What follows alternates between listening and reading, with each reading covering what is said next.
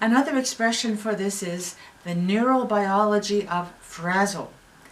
A serious, nasty dispute can certainly frazzle your mind. And one sign of this mental state occurs when a person ruminates or lingers on a negative feeling caused by unresolved issues.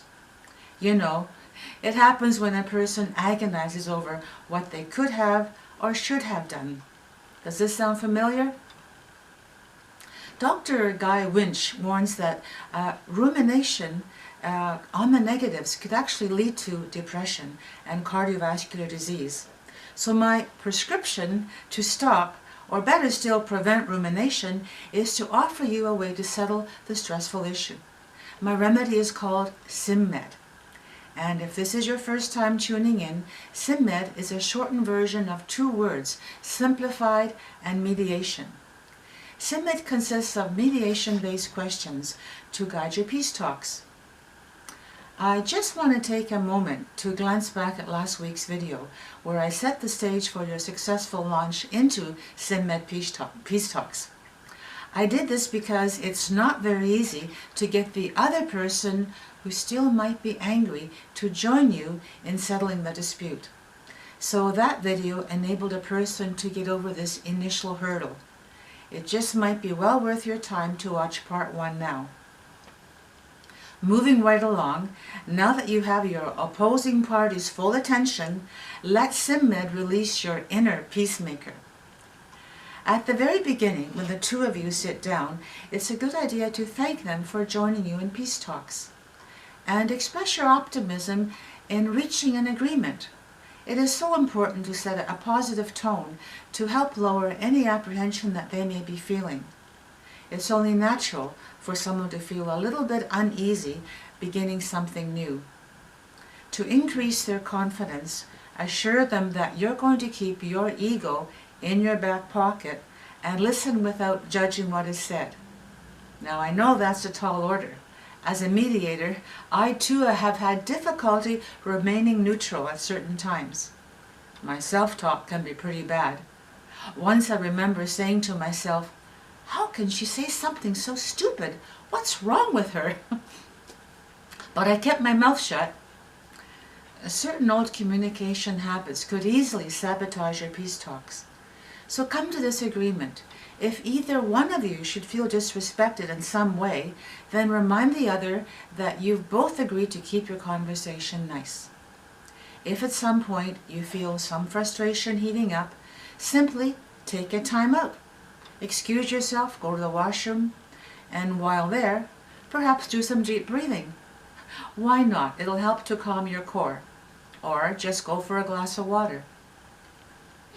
Begin by asking them how they see the dispute, and they will feel some degree of comfort about being able to get certain things off their chest first.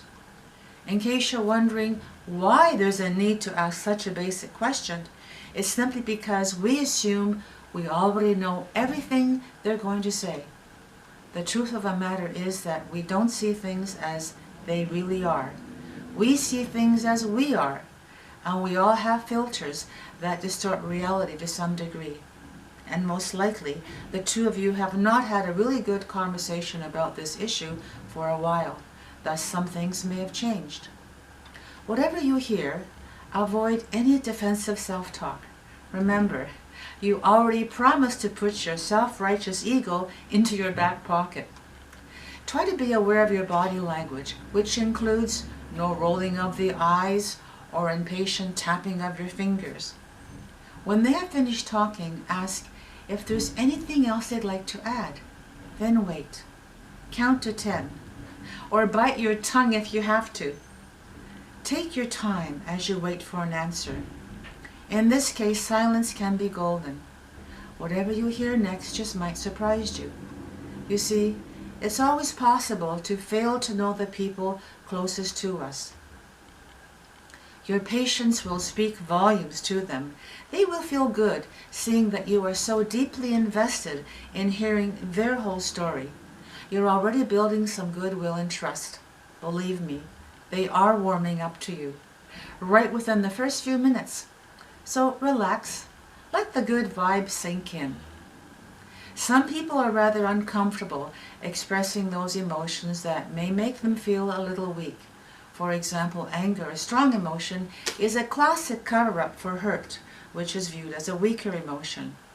So ask them directly how they feel, and again, provide them with plenty of time to answer you. It's all too easy for us to assume how someone else is feeling, but we humans wear many deceptive masks.